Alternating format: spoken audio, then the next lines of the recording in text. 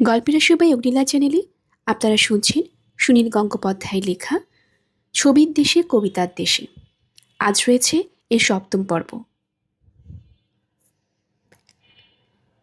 এই সেই বাঙ্কুইট হল। কি আশ্চর্য না, আজ 1 অক্টোবর। আরেক 1 অক্টোবরে এই ব্যাঙ্কুইট হলে দারুণ খাওয়া দাওয়া হয়েছিল। তারপর থেকেই বলতে গেলে এদেশের ইতিহাস বদলে গিয়েছিল। মার্গারেট অতি উৎসাহে কলম বড়ে আমাকে টুকরো টুকরো ইতিহাসের কাহিনী শোনালেও আমি তেমন আগ্রহ বোধ করছিলাম না। ভার্সাই রাজপ্রাসাদ দেখতে এসে খানিক পরেই আমার ক্লান্তি এসে গেল। তার একটা কারণ, ভিড়, বড্ড বেশি ভিড়। আজ ছুটির দিন বলে এখানে গিজ গিজ করছে মানুষ। এত বড় প্রাসাদটাও ভর্তি হয়ে গেছে কয়েক হাজার মানুষে। লাইন করে ঢুকতে হচ্ছে প্রতিটি ঘরে। কোনো কোনো দলের সঙ্গে রয়েছে গাইড। তারা জার্মান, ইটালিয়ান, ইংরেজিতে অনেক কিছু বোঝাচ্ছে। সব মিলিয়ে এক জগা খিচুড়ি। এত ভিড়ের মধ্যেও মার্গারেট ও আমি পরস্পরকে নিয়ে আলাদা হয়ে থাকতে পারতাম। কিন্তু কাল রাত থেকে আমার মেজাজ কিছুটা বিগড়ে আছে। মনিক তার অ্যাপার্টমেন্ট ছেড়ে দিয়েছে, তাই কাল সন্ধেবেলা আমাদের বাক্স প্যাটরা নিয়ে উঠে যেতে হয়েছে মার্গারেটের আরেক বান্ধবী মারি দমিয়ের বাড়িতে। এটা অ্যাপার্টমেন্ট নয়, একটা পুরো বাড়ি, মর্মাতো অঞ্চলে। বেশ সুন্দর কাঠের বাড়ি, সামনে একটু বাগান।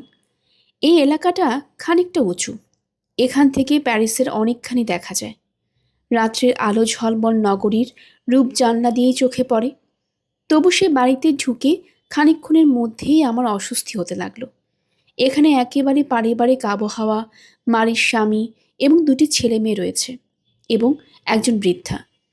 তার পরিচয়টা ঠিক বোঝা গেল না। ছেলে মেয়ে 2টি হোস্টেলে থাকে, ছুটিতে এসেছে। মনিকের বাড়িতে আমরা ছিলাম স্বাধীনভাবে। নিজেরা রান্না করে খেতাম, যত রাত পর্যন্ত ইচ্ছে আড্ডা দিতাম। কিন্তু একটা অপরিচিত সংসারে এসে সেরকম করা যায় না। মারির স্বামী গম্ভীর প্রকৃতির মানুষ, ভদ্রতার অভাব নেই। কিন্তু সেই আমাদের এরকম উড়ে এসে জুড়ে বসা পছন্দ করেছে কিনা তা বোঝা দুষ্কর। মার্গারেটকে আমি বললাম, এখন তো আমি কিছু টাকা পেয়েছি, সস্তার হোটেলে থাকতে পারি। কিন্তু মার্গারেট কিছুতেই রাজি নয়। শুধু মাথা গোঁজার জায়গার জন্য আমার পয়সা খরচ করা চলবে না। এই নিয়ে মার্গারেটের সঙ্গে আমার সামান্য ঝগড়াও হয়ে গেল। মেজাজটা ভালো নেই বলেই ভালো ভালো জিনিস আজ উপভোগ করতে পারছি না। ভার্সাই প্রাসাদে খানিকক্ষণ ঘোরার পর মনে হলো, দূর ছাই, এমন কি আর দেখার আছে, এখানে না এলেও চলতো। আজ আমার বারবার দেশের কথা মনে পড়ছে। মার্গারেট বলল, জানো, 1 অক্টোবর এখানে একটা বিরাট ভোজসভা হয়েছিল। প্যারিসে তখন বাস্তিল কারাগার ভেঙে চুরমার করে দেওয়া হয়েছে। উন্মত্ত জনতা যাকে তাকে শাস্তি দিয়ে তার ছিন্নমুণ্ড বর্ষায় গেঁথে ঘুরে বেড়াচ্ছে। শুরু হয়ে গেছে ফরাসি বিপ্লব। রাজতন্ত্র টলমল করছে। ফরাসি দেশের পতাকার রং আগে ছিল সাদা। জনতার ইচ্ছেতেই তাতে তখন যুক্ত হয়েছে লাল ও নীল রং। সম্রাট ষোড়শ লুই সেই সময় সপরিবারে রয়েছেন এই ভার্সাইতে, বেশ অসহায় অবস্থায়। এরই মধ্যে একটি সুশিক্ষিত সৈন্যবাহিনী এসে উপস্থিত হলো এখানে। তাতেই বিপ্লবের বিরুদ্ধবাদীরা মনে করল রাজতন্ত্র এবার নিরাপদ। সম্রাটের গায়ে কেউ আর হাত দিতে পারবে না। সেনাবাহিনীর অফিসারদের খাতির করার জন্য বিরাট ভোজ হলো। রাজা ও রানী দুজনেই সেখানে উপস্থিত। সকলের কাছে বিলোনো হলো সাদা পতাকা। বিপ্লবীদের তেরঙ্গা ঝান্ডা মাটিতে ফেলে পা দিয়ে মারিয়ে সবাই হা হা হো হো করতে লাগলো। মার্গারেটকে থামিয়ে দিয়ে আমি বললাম, খুব সিগারেট টানতে ইচ্ছে করছে, চলো এখান থেকে একটু বাইরে যাই। ভিড় এড়িয়ে আমরা একটা বারান্দায় এসে দাঁড়ালাম। মার্গারেটকে ঐতিহাসিক স্মৃতি পেয়ে বসেছে।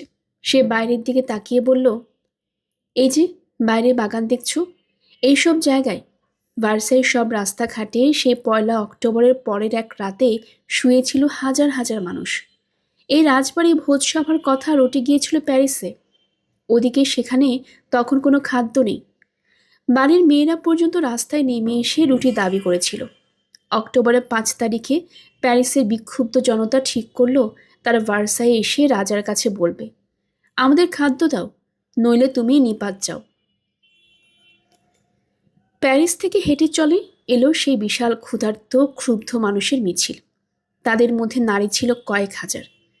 রাজা ষোড়শ লুই প্রত্যেক দিন শিকার করতে যান। সেদিনও শিকার করে ফিরে এসে দেখলেন ভার্সাই প্রাসাদ ঘিরে ফেলেছে মারমুখী জনতা। আমি জিজ্ঞেস করলাম, সেদিনই বুঝি রানী মারি আতোয়ানেত বলেছিলেন ওরা রুটি খেতে পাচ্ছে না, তাহলে তার বদলে কেক খায় না কেন? মার্গারিট চোখ বড় বড় করে বলল, না না, ও কথাটা ভুল। মারি আতোজানেত কোনোদিনই ও কথা বলেনি। ও বেচারার নামে ভুল করেই কথাটা চলে আসছে। আমি বললাম, সেদিন এখানে অনেক রক্তপাত হয়েছিল। মার্গারিট বলল, খুব বেশি হতে পারত। রাজার রক্ষী বাহিনী গুলি চালিয়েছিল। এদিকে বিদ্রোহী জনগণের সংখ্যা প্রায় 20,000। তাদের অনেকেই তো সশস্ত্র। 20,000 মানুষকে কি মেরে ফেলা যায়? এর মধ্যে এসে পড়লেন জাতীয় রক্ষী বাহিনীর কমান্ডার লাফাইয়েত। এই লাফাইতে জনতার চোখে হিরো। আমেরিকার স্বাধীনতা যুদ্ধের সময় ইনি নিজে থেকেই ফ্রান্স থেকে অত দূরে চলে গিয়েছিলেন আমেরিকানদের পক্ষ নিয়ে লড়াই করতে। লাফাইয়েত বুঝিয়ে সুজিয়ে ঠান্ডা করলেন জনতাকে। রাজাও ব্যালকনিতে এসে, এমনও হতে পারে আমরা যেখানে দাঁড়িয়ে আছি সেখান থেকেই, দর্শন দিয়ে রুটি সরবরাহ করার প্রতিশ্রুতি দিলেন। তারপর সবাই ঘুমোতে চলে গেল। ভোর রাতের দিকে আবার কয়েকশো লোক হুড়মুড় করে ঢুকে পড়ল প্রাসাদের মধ্যে। অতর্কিত অসতর্ক রাজকীয় রক্ষীদের কচুকাটা করতে করতে তারা উঠতে লাগলো সিঁড়ি দিয়ে। ওই দেখ, ওই যে রানীর ঘর, প্রায় ওই পর্যন্ত এসে পড়েছিল তারা। এবারও লাফায়েত এলেন ত্রাণকর্তার ভূমিকায়। প্রায় নিজের প্রাণ বিপন্ন করে দুপক্ষকে থামালেন। কিরকম এক একটা ইতিহাসের মুহূর্ত ভেবে দেখো। আর একটু দেরি হলেই হয়তো সেই লোকগুলো এই প্রাসাদের রাজা রানীকে শেষ করে ফেলত। পরদিন সকালে দাবি উঠল, শুধু রুটির প্রতিশ্রুতি দিলে হবে না, রাজাকে ভার্সাই ছেড়ে এই জনতার সঙ্গে প্যারিসে যেতে হবে। রাজা রানী একবার পালাবার কথা ভেবেও নিরস্ত হলেন। সেদিন বৃষ্টি হচ্ছিল। জল কাদার রাস্তা দিয়ে রাজা সপরিবারে চললেন প্যারিসের দিকে। তার জুড়ি গাড়ির পাশে পাশে মাঝে মাঝে দেখা যাচ্ছে এক একটা লোকের হাতের বর্ষার ডগায় কোনো রাজরক্ষীর ছিন্ন মুণ্ড। রাজা রানী আর কোনোদিন ভার্সাইতে ফিরে আসেননি। এরপর আমরাও আরও কয়েকটি ঘর ঘুরে দেখে উদ্যানে এসে বসলাম। রাজা রানীদের শয়ন কক্ষ, খাবার ঘর, বসবার ঘরে আজকাল জনগণের অবাধ প্রবেশ অধিকার। সেই সব ঘর দেখে মনে হয় না আগেকার রাজা রানীরা খুব একটা আরামে থাকতেন এখনকার তুলনায়। আজকালকার টাটা বিড়লা কিংবা ফোর্ড রকফেলারের প্রমুখ নিশ্চয়ই সিরাজউদ্দৌলা, শাহজাহান, নেপোলিয়ান, রানী ভিক্টোরিয়ার তুলনায় অনেক বেশি বিলাসী জীবন কাটান। কারণ আগেকার ওরা এয়ার কন্ডিশনিং পাননি, কল খুললেই পাননি ঠান্ডা গরম জল একসঙ্গে।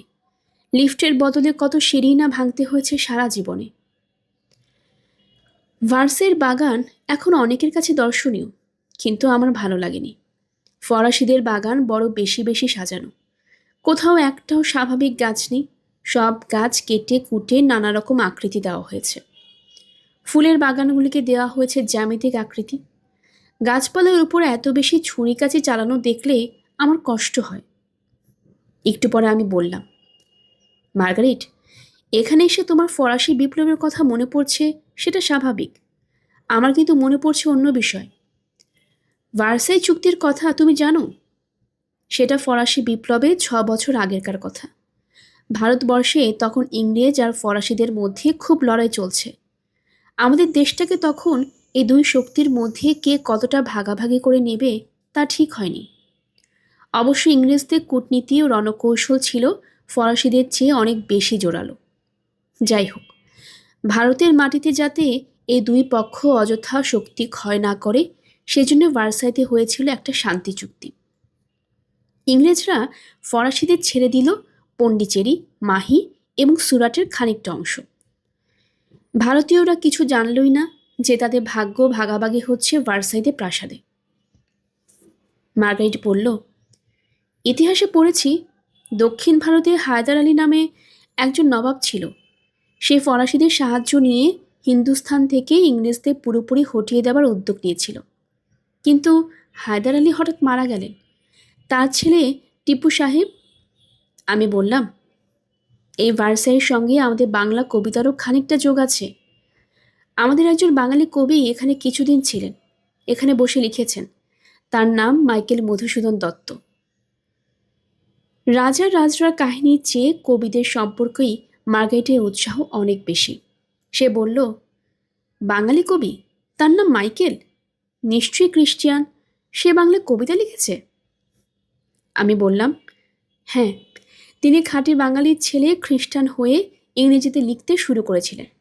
তারপর বাংলা ভাষায় ফিরে আসেন এবং আমাদের বাংলার সাহিত্যে বিরাট একটা পরিবর্তন ঘটিয়ে দিয়েছিলেন। তিনি ভার্সাইতে এসেছিলেন ফরাসি বিপ্লবের অনেক আগে, অন্তত বছর 25 আগে। মার্গারেট জিজ্ঞেস করল, সে হঠাৎ ভার্সাইতে থাকতে এসেছিল কেন? একজন বিদেশির পক্ষে প্যারিসে থাকাই তো স্বাভাবিক ছিল। আমি বললাম, সেটা আমি ঠিক জানি না। খুব সম্ভবত প্যারিসের চেয়ে ভার্সাইতে বাড়ি ভাড়াও জিনিসপত্রের দাম কম ছিল সেকালে। মাইকেলের দারুণ অর্থকষ্ট চলছিল তখন, সঙ্গে বউ ছেলে মেয়ে। এক একদিন তারা কিছুই খেতে পাননি। ধার শোধ করতে না পারার জন্য মাইকেলের জেলে যাবারও উপক্রম হয়েছিল। যেন মাইকেল নামে কবিটি এখনও জীবিত, যেন তার ছেলে মেয়েরা আজই খেতে পাচ্ছেন না। এরকম একটা দৃশ্য ভেবে নিয়ে মার্গারেটের চোখ মুখ করুণ হয়ে এলো। সে বেদনাময় গলায় বলল, একজন কবিকে এত কষ্ট সহ্য করতে হবে, ছেলেমেয়েরা উপবাসী থাকবে। ইস, পৃথিবীটা এমন খারাপ জায়গা। আমি বললাম, না, পৃথিবীটা খুব একটা খারাপ জায়গা নয়। তোমারই মতন কোনো দয়াবতী ফরাসি মহিলা এ কবি পরিবারটির দুর্দশা দেখে গোপনে অনেক সাহায্য করেছিলেন। চুপি চুপি ওদের বাড়ির দরজার কাছে দুধ আর রুটি রেখে যেতেন। এরপর মাইকেলের পুরো জীবন কাহিনীটি আমাকে শোনাতে হলো। শুধু তাই নয়, মাইকেলের কবিতাও সে শুনতে চায়। আমি মেঘনাদ বধ কাব্য থেকে আবৃত্তি করলাম কয়েকটি লাইন। হঠাৎ কীরকম মুড এসে গেল। বাংলা শব্দের ঝংকার যেন মধু বর্ষণ করলো আমার কানে। অনেক দিন তো এরকম উচ্চ কণ্ঠে বাংলা পড়িনি। আমি গড় গড় করে অনেকখানি বলে যেতে লাগলাম। সেই দুর্বোধ্য শব্দাবলীই মুগ্ধ হয়ে শুনতে লাগলো মার্গারেট। একটু পরে সে জিজ্ঞেস করলো, মাইকেলের পর তুমিই দ্বিতীয় বাঙালি এই ভার্সাইতে এলে? আমি বললাম, ভ্যাট, আরও কত কবি এসেছেন। বাঙালি লেখকরা অনেকেই ফরাসি দেশ ঘুরে গেছেন। রবীন্দ্রনাথ এসেছেন কতবার। প্যারিসে তার ছবি প্রদর্শনীও হয়েছিল। তিনি কি আর ভার্সাইতে আসেননি? তবে মাইকেলের পর আমি দ্বিতীয় গরিব বাঙালি কবি এখানে এসেছি বলতে পারো। মাইকেল এখানে প্রায় কর্পোদ্যোগ শূন্য হয়ে এসেছিলেন এক সময়। তার স্ত্রী কান্নাকাটি করেছিলেন। হঠাৎ কলকাতা থেকে বিদ্যাসাগর নামে একজন বিরাট মানুষের কাছ থেকে টাকা এলো মানি অর্ডারে। আমিও 3 দিন আগে একেবারে নিঃস্ব ছিলাম, তাই না? ভার্সাইতে মাইকেল যে বাড়িতে ছিলেন, এই কয়েক বছর আগে ফ্রান্সের বাঙালিরা সে বাড়িতে একটা নাম ফলক বসিয়ে দিয়েছেন। আমি যাবার সময় সেটা ছিল না। আমি অবশ্য মাইকেলের সে বাড়ি খোঁজার চেষ্টাও করিনি। ভার্সাই থেকে ফিরে আমরা তুইলারির প্রাসাদে বাগানে কাটালাম কিছুক্ষণ। রাজা ষোড়শ লুইও ভার্সাই ছেড়ে এসে এখানে উঠেছিলেন। এ বাড়িটা রাজা রানীর জন্য তৈরি ছিল না। প্রথম রাতটা তাদের ধুলো ঝেড়ে ঝেড়ে শুতে হয়েছিল। আমরা অবশ্য বাড়িটার মধ্যে আর গেলাম না। একদিনের মধ্যে দুটো রাজবাড়ি হজম করা যায় না।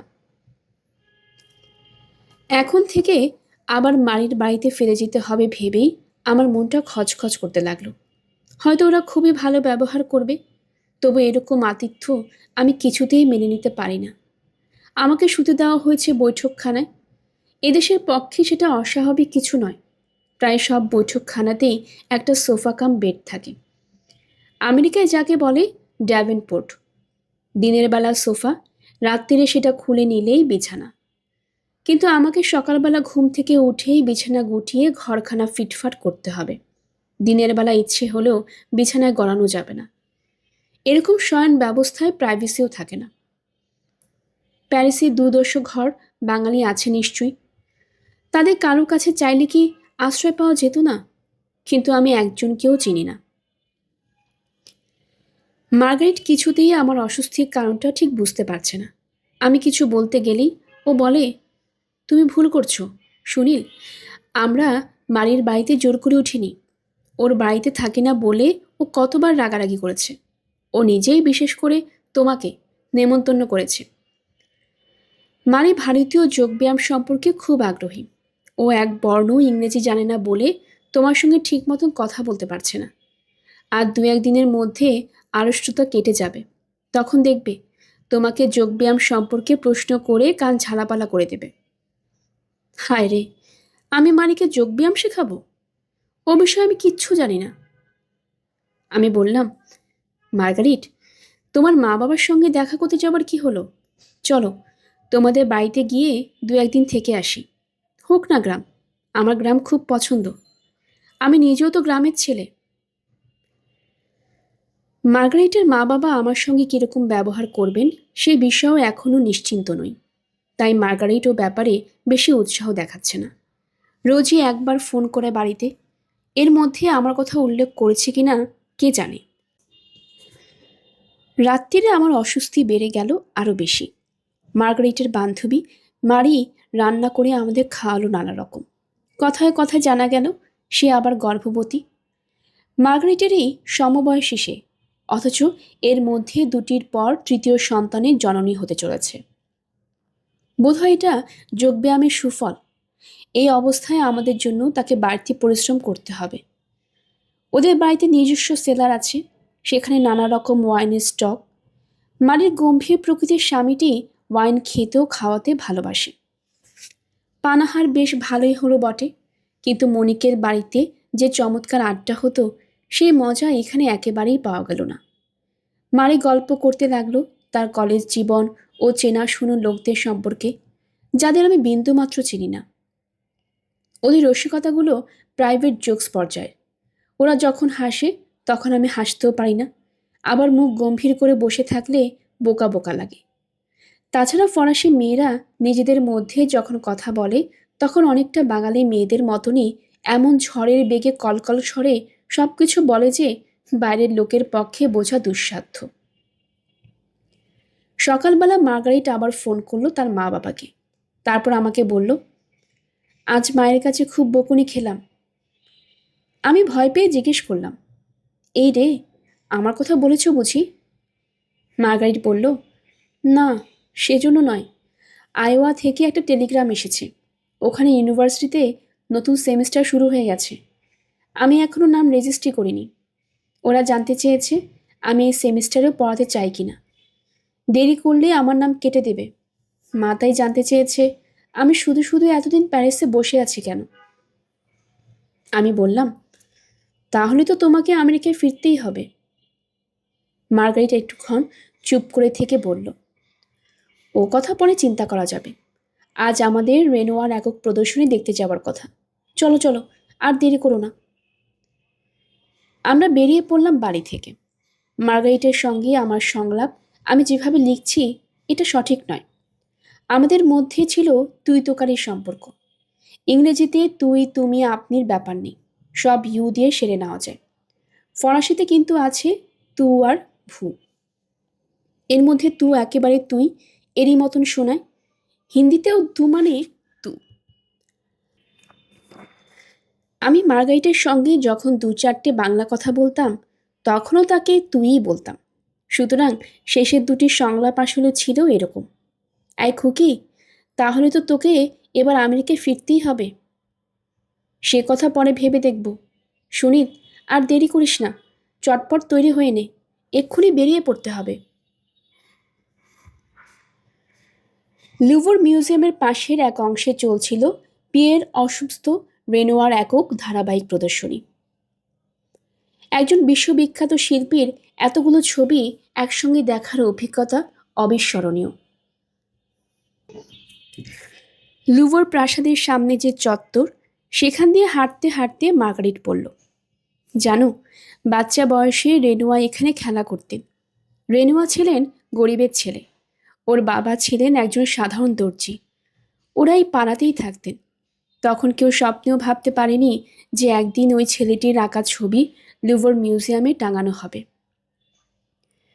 আমার একটু খটকা লাগলো। ইমপ্রেশনিস্ট দলের শিল্পীদের মধ্যে রেনুয়াই যে সবচেয়ে গরিব ও সাধারণ পরিবার থেকে এসেছিলেন সেটা আমার জানা ছিল। কিন্তু গরিবরা এই পাড়ায় থাকতো কি করে? এই লুভর এককালে ছিল রাজপ্রাসাদ। শোন নদীর ধারে এই এলাকাটা প্যারিসের সবচেয়ে বনেদি অংশ। অদূরেই তুইলারির বাগানে আর একটা রাজপ্রাসাদ। এর মাঝখানে অংশে তো ধনী রাজকর্মচারীদের থাকবার কথা। ইংল্যান্ডের বাকিংহাম প্যালেসের পাশে গরিবরা থাকে। এটা কি ভাবা যায়? মার্গারেট বলল, সেটা তুমি ঠিকই ধরেছ। এখানকার বড় বড় বাড়িগুলোতে বড়লোকরা এবং উচ্চ পদস্থ অফিসাররাই থাকতেন একসময়। তারপর ফরাসি সম্রাটরা যখন ভার্সাইতে চলে যান তখন সেই সব লোকেরাও সেখানে গিয়ে আস্তানা গাড়ে। এখানকার বিশাল হর্মগুলিও ক্রমশ মেরামতির অভাবে ঝুরঝুরে হয়ে পড়ে। সেগুলি সংস্কারের জন্য অনেক টাকার দরকার। গত শতাব্দীর মাঝামাঝি সময়ে ফ্রান্সের আর্থিক অবস্থা ভালো ছিল না। তখন সেই ভাঙাচুরো বাড়িগুলোতেও গরিবরা আশ্রয় নিয়েছিল। যে কোনো সময় তাদের মাথার উপর ছাদ ভেঙে পড়তে পারত। রেনুয়া দর্জির ছেলে হয়েও বাবার পেশা নেননি? না, অল্প বয়সে রেনুয়া ভালো গান গাইতে পারতেন। একটা গির্জায় বাচ্চা গায়কদের সঙ্গে গলা মেলাতেন। সেই গির্জায় কয়ার মাস্টার ছিলেন শার্ল গুর্নো। তখন তার নাম কেউ জানত না, কিন্তু পরে ফাউস্টের সুর দিয়ে তিনি বিশ্ববিখ্যাত হন। সেই গুণও এই ছেলেটির মিষ্টি গলার আওয়াজ শুনে তাকে গানের জগতে টানতে চেয়েছিলেন। কিন্তু সেই বাচ্চা বয়সে তো বটেই। চিরকালই রেনুয়া ছিলেন লাজুক প্রকৃতির। তিনি ওদিকে গেলেন না। জীবিকার জন্য ১৩ বছর বয়সে স্কুল ছেড়ে রেনুয়া একটা পোর্সিলিনের কারখানায় অ্যাপ্রেন্টিস হলেন। তার কাজ হলো পোর্সিলিনের কাপ, গেলাস, পুষ্পদানিতে ছবি আঁকা। রেনুয়া হয়তো সারা জীবন সেই কাজই করে যেতেন। তার বিশেষ উচ্চাকাঙ্ক্ষা ছিল না।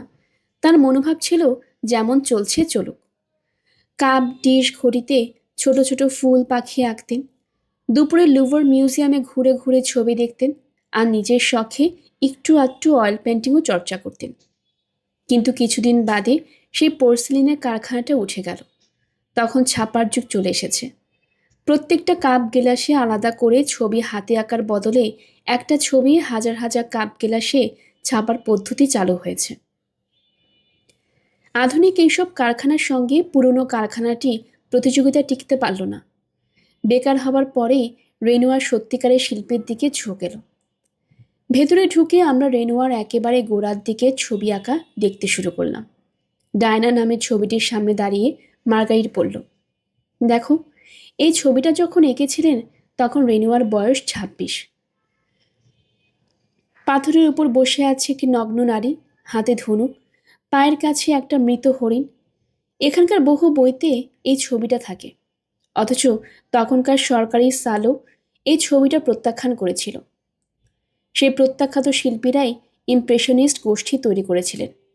রেনুয়া ছিলেন তার এক উল্লেখযোগ্য সদস্য। মার্গারেট বলল, দেখো, এই যে মেয়েটির শরীর, তা একেবারে বাস্তবের কাছাকাছি, এখানকার যে কোনো মেয়ের মতো। ওর আগেকার শিল্পীর যখন দেবদেবীর ছবি আঁকতেন তখন নগ্ন শরীরের চামড়া এত অস্পষ্ট করতেন না। খানিকটা আলো ছোঁয়া মিশিয়ে দিতেন। ব্যাকগ্রাউন্ডে যে আকাশ ও গাছ, তা কিন্তু ইমপ্রেশনিস্টদের মতন স্বাভাবিক, উজ্জ্বল রঙের নয়। এ যেন স্টুডিওতে বসে আঁকা গাছ। সুতরাং এটাকে একটা মিশ্র স্টাইলের ছবি বলা যেতে পারে। আমি জিজ্ঞেস করলাম, মার্গারেট, তুমি এত সব জানলে কি করে? তুমি কি ছবি সমালোচনা কোনো কোর্স নিয়েছিলে? মার্গারেট বলল, যা, এ তো ফ্রান্সে সব ছেলে মেয়েই জানে। ছবি চিনতে শেখা আমাদের এখানে শিক্ষার একটা অঙ্গ। স্কুল কলেজের ছেলে মেয়েদের প্রায় লুভর মিউজিয়ামে ও আরও অনেক মিউজিয়ামে নিয়ে যাওয়া হয়। আমি আমার স্কুল কলেজ জীবনে ছবি সম্পর্কে কিছুই শিখিনি। আমাদের ওসব পার্টি নেই। কৃত্তিবাস পত্রিকাকে ঘিরে আমরা যখন কবিতা নিয়ে মাতামাত শুরু করি তখন আস্তে আস্তে তরুণ শিল্পী গোষ্ঠীর সঙ্গেও আমাদের যোগাযোগ হয়। নিখিল বিশ্বাস, যোগেন চৌধুরী, প্রকাশ কর্মকার, সুনীল দাস, রবীন মণ্ডল, বিজন চৌধুরী, সর্বরী রায় চৌধুরী, মাধব ভট্টাচার্য, চারু খান, বজ্রগোপাল, সনত কর, সদা বিদ্রোহী, পৃথ্বীশ গঙ্গোপাধ্যায় এবং আরও অনেকে। তখন কিছু ছবি দেখেছি, সেই সুবাদে 2-4টে বইটিও পড়েছি। আমি বিদ্যে ফলাবার জন্য বললাম, আচ্ছা মার্গারিট, রেনোয়ার আঁকা নারী মূর্তিগুলির মধ্যে খানিকটা রুবেন্সের অভাব নেই? মার্গারেট উৎসাহের সঙ্গে বলল, ঠিক বলেছ তো। রেনোয়া বলতে গেলে সারা জীবনেই টিশিয়ান আর রুবেন্সের মতন আগেকার মাস্টারদের প্রভাব অস্বীকার করতে পারেননি। অথচ মজার ব্যাপারেই রেনোয়ার ঘনিষ্ঠ বন্ধু ক্লদ মনে ওদের একেবারেই পছন্দ করতেন না। মনে এঁকেছেন উজ্জ্বল আলো রং দিয়ে প্রকৃতির ছবি, যেরকম আগে কেউ আঁকেনি।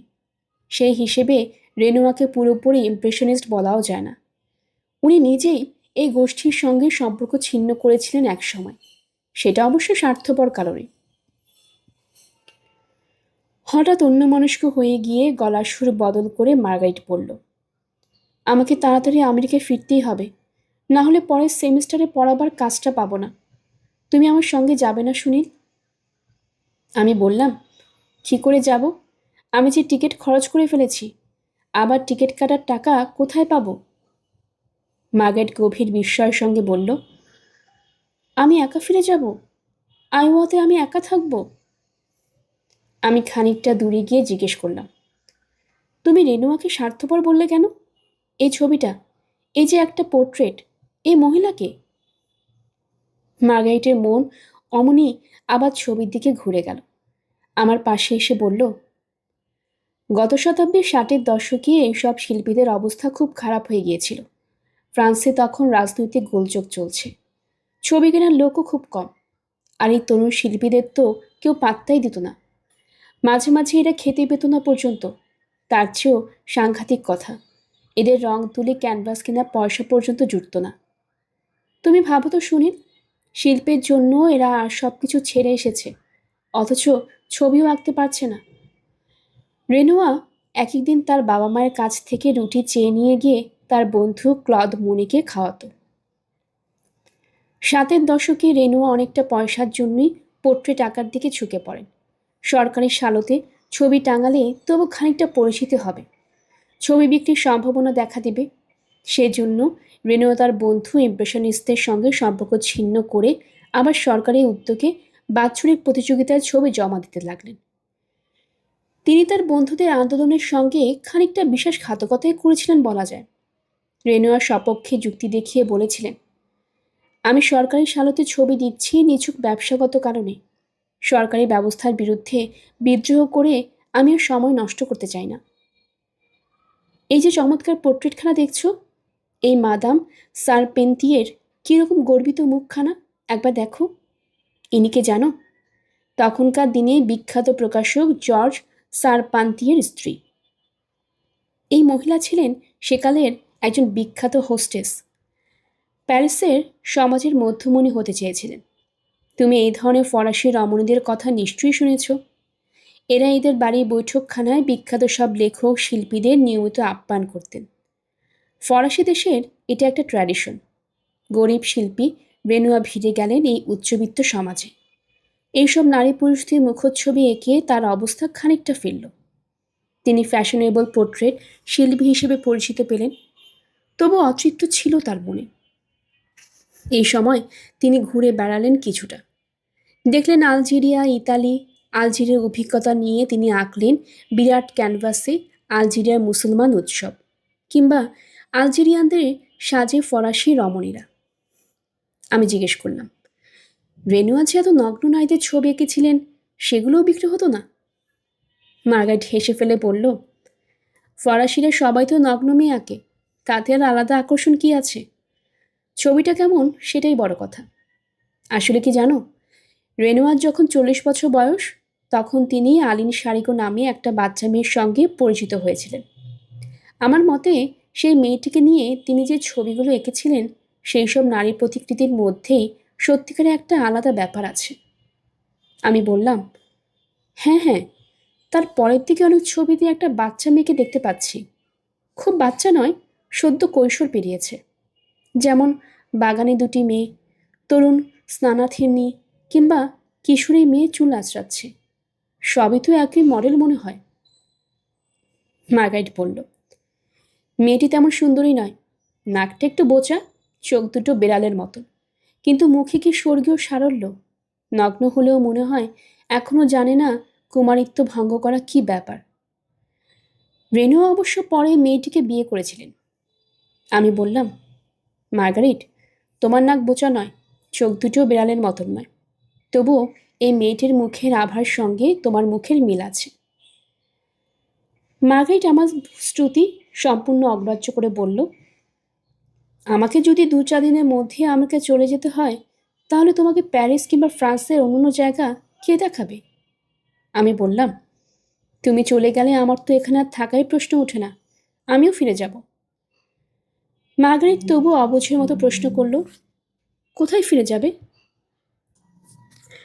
আমি বললাম, আমার ফিরে যাবার একমাত্র জায়গা আমার দেশে, তাছাড়া আর কোথায় যাব বলো? মার্গারিট বলল, কলকাতায়? আর আমি যাব আইওয়াতে? মাঝখানে বিশাল দূরত্ব, আমি থাকবো কি করে সুনীল? এই প্রশ্নের উত্তর আমার জানা নেই বলেই আমি পাল্টা প্রশ্ন করলাম, বিয়ের অগস্ত রেনুয়ার অনেকদিন বেঁচে ছিলেন, তাই না? শেষ পর্যন্ত তিনি নিজের ছবি সমাদর দেখে গিয়েছিলেন। মার্গারেট পরে আছে একটা গোলাপি রঙের ড্রেস, বুকের কাছে ফ্রিল দেওয়া, শীত নেই বলেও ও প্যান্টি হেস পড়ে না, নগ্ন পা, চুলগুলো যথারীতি এলোমেলো, দু চোখে সবসময় পাখির মতো বিস্ময়। রুমাল দিয়ে মুখ মুছতেও একটু সময় নিল, তারপর বলল, হ্যাঁ, রেনুয়া বেঁচে ছিলেন অনেক দিন, শেষ বয়সে ভোগ করেছেন খ্যাতি। সেই দর্জির ছেলে অনেক টাকা পয়সা পেয়েছিলেন, বাড়ি কিনেছিলেন সাউথ অফ ফ্রান্সে, কিন্তু কষ্টও পেয়েছেন খুব। একবার সাইকেল থেকে পড়ে গিয়েছিলেন, তার থেকে আর্থ্রাইটিস আর প্রচণ্ড বাত হয়ে যায়, ডান হাত নড়তে পারতেন না ভালো করতে। কিন্তু ছবি আঁকার নেশা ছাড়তে পারেননি কিছুতেই, আঙ্গুল অচল, তবু ডান হাতে একটা ব্রাশ বেঁধে নিয়ে আঁকতেন ছবি। যন্ত্রণা তার মুখ কুঁকড়ে যেত, তবু থামতেন না। একবার নাকি একজনকে বলেছিলেন, যথেষ্ট তো হয়েছে, অনেক ছবি রেখে যাচ্ছেন, এখন এত কষ্ট পাচ্ছেন, আর আঁকার কি দরকার? রেনোয়ার উত্তরে বলেছিলেন, সব যন্ত্রণাই একসময় শেষ হয়ে যায়, কিন্তু শিল্প থাকে। দেখো, তার মৃত্যুর মাত্র 1 বছর আগে আঁকা স্নানার্থীদের আরেকটা বড় ছবি, 1918 সালে। রেনো তখন খুবই অসুস্থ, তার ছেলে যুদ্ধে সাংঘাতিকভাবে আহত হয়েছে, কিন্তু এই ছবিতে কি সেই সব কষ্টের কোনো চিহ্ন আছে? একজন মাত্র শিল্পীর এই প্রদর্শনী আমরা দেখেছিলাম প্রায় 5.5 ঘন্টা সময় ধরে, মাঝখানে একবার খাবার জন্য বেরিয়ে আবার ফিরে এসেছি। এইরকমভাবে যে প্রতিটি ছবির কাছে বারবার ফিরে আসতে হয়, তার ফলে সেই ছবি মনের মধ্যে একটা চিরস্থায়ী ছাপ রেখে যায়, তা আমার আগে জানা ছিল না। একটু ক্লান্ত বোধ করিনি। সে কি মার্গারিটার সাহচর্যের জন্য? এ কথা ঠিক, একা হলে এতক্ষণ ধরে ছবি দেখার ধৈর্য আমার থাকতো না। মোট 3 দিন লুভর মিউজিয়ামে গিয়েছি, কিন্তু আমি বিশ্ববিখ্যাত মোনালিসা দেখিনি। অবিশ্বাস্য হলেও এটা সত্য। মার্গারিট আমাকে দেখতে দেয়নি। যাবতীয় ট্যুরিস্টরা লুভর মিউজিয়ামে এসে মোনালিসা দেখার জন্য পিঁপড়ের মতো সারি দিয়ে ছোটে, এটা মার্গারিট সহ্য করতে পারে না। মোনালিসা ছবিটার ওপর ওর কোনো রাগ নেই, কিন্তু দর্শকদের এই গ্রাম্যপনা তার দুচক্ষের বিষ। ইতালিয়ান ছবির অন্য ঘরগুলি ভালো করে না দেখলে কি লিওনার্দোর ওই একটি ছবি মর্ম বোঝা যায়? দূর থেকে কয়েকবার দেখেছি, মোনালিসার ছবির সামনেই সবসময় সাংঘাতিক ভিড়। মিউজিয়াম থেকে বেরিয়ে খানিক বাদে আমরা গেলাম শেক্সপিয়র অ্যান্ড কোম্পানি নামে বইয়ের দোকানটি দেখতে। তেমন বড় কিছু দোকান নয়, কিন্তু ইতিহাসে স্থান করে নিয়েছে। এখানে একসময় আসতেন বিখ্যাত সব লেখকরা, শিল্পীদের মতনই একসময় দেশ বিদেশের লেখকরাও এসে জমায়েত হতেন প্যারিসে, লিখতেন অন্য ভাষায়, কিন্তু এই মোহময়ী নগরীর পরিমণ্ডল তাদের প্রেরণা জোগাত। শোনা যায় এই দোকানে বসেই আর্নেস্ট হেমিংওয়ে ও তার বন্ধুদের সম্পর্কে গার্ট্রুড স্টাইন বলেছিলেন, you are a lost generation. নদীর পাশ দিয়ে হাঁটতে হাঁটতে আমরা নতরদাম গির্জায় চাতালে এসে বসলাম। ঘড়িতে সন্ধে 7টা, কিন্তু আকাশ ছকছকে নীল। গির্জার চূড়ায় যে বিশাল ঘণ্টাটি ধরে কোয়াসিমোদো দুলেছিল, সেটার উপর ঠিকরে পড়েছে রোদ। এখানে শরৎকালে অন্ধকার বেশ দেরিতে নামে। আমরা প্রতিদিনের আবহাওয়া নিয়ে মাথা ঘামাই না, কিন্তু পশ্চিম দেশের এরা নির্মল আকাশ, রোদ ঝলমলে দিন ও শীতহীন বাতাস পেলে ছেলে মানুষের মতন উল্লসিত হয়। সে আনন্দ সারা শরীরে উপভোগ করে। মার্গারেট বলল, এখন প্যারিসের দিনগুলো চমৎকার। এর মধ্যে আমেরিকা চলে যাবার কোনো মানে হয়? আচ্ছা সুনীল, আমি যদি না যাই? একটা সেমিস্টার আমার পড়াশোনা আর পড়ানো বাদ দিলে কি হয়? তাহলে আমরা দুজনে আরো ভালো করে প্যারিস দেখতে পারবো। তোমাকে নিয়ে নরম্যান্ডি যাব। লোয়ার নদীর উপত্যকার অনেক ভালো ভালো স্বাদও দেখব। আমি বললাম, তুমি একটা সেমিস্টার ছেড়ে দিবে? এই 4-5 মাস আমি ফ্রান্সে থাকবো, টাকা পাবো কোথায়? মার্গারেট বলল, তোমার অত টাকা চিন্তা করার দরকার কি? ও ঠিক জুটে যাবে। এমন সোনালি রোদের দিনগুলো ছেড়ে যাওয়ার কোনো মানে হয় না। আমি বললাম, আইওয়াতেও এই সময় ঝকঝকে রোদ পাবে। মার্গারেট রেগে গিয়ে বলল, আমেরিকার রোদ আর প্যারিসের রোদ কি এক? এখানকার রোদের আলাদা রং, আলাদা গন্ধ। তুমি টের পাও না?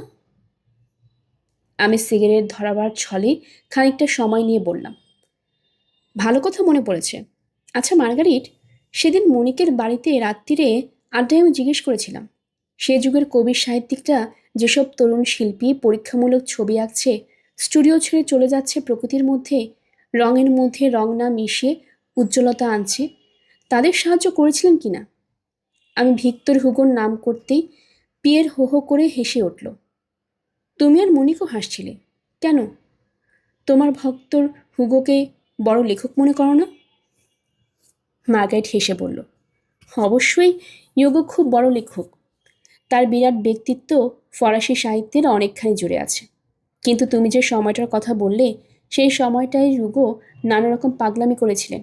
সে খুব মজার ব্যাপার। কী ধরনের পাগলামি? তখন ফটোগ্রাফি চালু হয়ে গেছে। ভিক্তর ইয়োগোর সেই সময়কার একটা ছবি পাওয়া যায়, চিন্তাচ্ছন্ন মুখে বসে আছেন। তিনি নিজেই সেই ছবির তলায় ক্যাপশন লিখেছিলেন, ভিক্তর ইয়োগো ঈশ্বরের সঙ্গে সংলাপরত। তিনি খুব প্ল্যানচেট করতেন, তা জানো? একবার নাকি স্বয়ং মৃত্যু এসে দেখা দিয়েই ওগোকে একটা নতুন লেখার নির্দেশ দিয়েছিল। ওগো নিজেকে যিশুর মতন একজন অবতার বলে ভাবতে শুরু করেছিলেন। ভয়ঙ্কর আত্মস্মিতা তাকে পেয়ে বসেছিল। নিজে নিজের নতুন নাম দিয়েছিলেন অলিম্পিও। তিনি প্ল্যানচেট বিশ্বাস করো? ধ্যাত, ওসব বাজে ব্যাপার। কোনো খাঁটি ক্যাথলিক এইসব হ্যারাসি মানতে পারে না। উগোর তখন মাথা খারাপ হয়ে গিয়েছিল। ওর ছেলে শার্ল হতো মিউডিয়াম। সে সাহিত্যটাই তো ধার ধরত না, কিন্তু প্ল্যানচেটের সময় সে নাকি গড় করে উগোর মতো নতুন কবিতা বলে যেত। এই প্ল্যানচেটের সময় শেক্সপিয়ার আসতেন বারবার। তাই নাকি? শেক্সপিয়ার কি ভাষায় কথা বলতেন উগোর সঙ্গে? অবশ্যই ফরাসিতে, কারণ ওগো কিংবা শার্ল কেউ ইংরেজি জানত না। শেক্সপিয়ার মৃত্যুর পর ফরাসি ভাষা শিখে নিয়েছিলেন ধরে নিতে হবে। শেক্সপিয়ার সূক্ষ্ম শরীরে এসে এই ফরাসি লেখককে কী বলতেন, তোর কোনো রেকর্ড আছে? সেইটার জন্য সবাই হাসে। শেক্সপিয়ার এসে দারুণ প্রশংসা করতেন ওগোর লেখার। একদিন বলেছিলেন, ওগোর নতুন লেখার পৃথিবী প্রকাশিত হলেই স্বর্গে সব লেখকরা সেই রচনার সম্পর্কে দারুণ কৌতূহলী হয়ে পড়েন। শেক্সপিয়ার সেটি পাঠ করেন জোরে জোরে, অন্যরা তাকে ঘিরে বসে শোনেন। একদিন দাস্তে কেঁদে ফেলেছিলেন প্রেমের বর্ণনা শুনে। এস্কিলিয়াস আবেগে কাঁপছিলেন, আর সার্ভান্তিস আঙ্গুল তুলে মলিয়েরকে বলেছিলেন, আয় চুপ করো, শুনতে দাও, বুঝে দেখো কাণ্ড। শেক্সপিয়ার নাকি জানিয়েছিলেন, পৃথিবীতে তারপর ভিক্তর হুগো এই সবচেয়ে বড় কবি। বিখ্যাত লেখকদের খামখেয়ালিপনা গল্প শুনতে শুনতে আমিও হাসতে লাগলাম। হঠাৎ মার্গারেট জিজ্ঞেস করল, আচ্ছা সুনীল, তোমাদের কলকাতার এই সময় ভালো রোদ ওঠে? আমি বললাম, আমাদের দেশে আর যত কিছুরই অভাব থাকুক, রোদ্দুরে কোনো অভাব নেই, সারা বছরই রোদ। আমি আমেরিকায় না গিয়ে তোমার সঙ্গে কলকাতা যেতে পারি না? তা কি করে হবে মার্গারিট? তোমার পিএইচডি শেষ করবে না? তাছাড়া কলকাতায় নিয়ে গিয়ে তোমাকে রাখবো কোথায়? আমি ফিরে যাচ্ছি বেকার অবস্থায়। এরপর কিভাবে খরচ চালাবো তার কোনো ঠিক নেই। আমাদের বাড়িতে এইসব জায়গাও নেই যে তোমার জন্য একটা ঘর দিতে পারবো। না মার্গারিট, আমার সঙ্গে নিয়ে গেলে তোমাকে বেশ একটা বিপদের মধ্যে ফেলা হবে। ব্যাপারটা দাঁড়িয়ে গেল একটা ধাঁধার মতন। মার্গারেটের আমেরিকায় ফিরে যাওয়া খুবই দরকার, কিন্তু ও আমাকে সঙ্গে নিয়ে যেতে চায়। সেটা সম্ভব নয়। মার্গারেট একটা সেমিস্টার নষ্ট করে আরও 4-5 মাস কাটাতে চায় ফ্রান্সে, কিন্তু আমি অন্যদের গলগ্রহ হয়ে থাকবো কি করে? মার্গারেটকে কলকাতায় নিয়ে আসাও একটা অবাস্তব ব্যাপার। তাহলে? মার্গারেট নত মুখে নরম গলায় বলল, তোমার কলকাতায় ফিরে যাওয়া খুব দরকার, তাই না? আমি ওর চুলে হাত বুলিয়ে দিতে দিতে বললাম, আমাকে তো কিছু একটা কাজ করতে হবে। বাংলা ভাষা লেখালেখি ছাড়া আর কোনো কাজ যে আমার ভালো লাগে না। আর কোনো কাজ বোধহয় আমি পারবও না। তোমাকেও পিএইচডি শেষ করতেই হবে, এটা আমার আদেশ। পরদিন আমরা পাশাপাশি দুটি এয়ারলাইন্স অফিসে আমাদের টিকিট কনফার্ম করতে গেলাম। আশ্চর্য ব্যাপার, প্যান অ্যাম এবং এয়ার ফ্রান্স জানালো দুই জায়গাতেই ঠিক পরের দিনে একটা করে সিট খালি আছে। তার পরের দিন 10 মধ্যে মার্গারেট সিট পেলেও আমি পাবো না। সুতরাং একই দিনে কয়েক ঘন্টার ব্যবধানে আমরা উড়ে যাব সম্পূর্ণ বিপরীত দিকে, পৃথিবীর দুই প্রান্তে। সেখান থেকে বেরিয়ে আমরা দেখতে পেলাম জাক তাঁতির একটা মজার সিনেমা, ম্যাসিও হুলোর হলিডে। দুজনে খুব হাসলাম প্রাণ খুলে। বিমানবন্দরে মার্গারেটের কাছ থেকে আমার বিদায় নেবার দৃশ্যটির বর্ণনা আমি এখানে আর দিতে চাই না। শুনছিলেন সুনীল গঙ্গোপাধ্যায়ের লেখা ছবির দেশে কবিতার দেশে এর 7ম পর্ব। আমার এই গল্প পাঠ আপনাদের কাছে কেমন লাগছে অবশ্যই কমেন্ট করে জানাবেন। আপনার যদি কোনো সাজেশন থাকে সেটাও আমাকে জানাবেন। নতুন যারা শুনছেন আমার এই চ্যানেলটি, আপনাদের কাছে ভালো লাগলে কাইন্ডলি সাবস্ক্রাইব করে নেবেন। আশেপাশে বন্ধু যারা আছেন তাদের সবাইকে জানিয়ে দেবেন। পরবর্তী পর্ব শোনার জন্য আমন্ত্রণ জানানো হলো। ধন্যবাদ।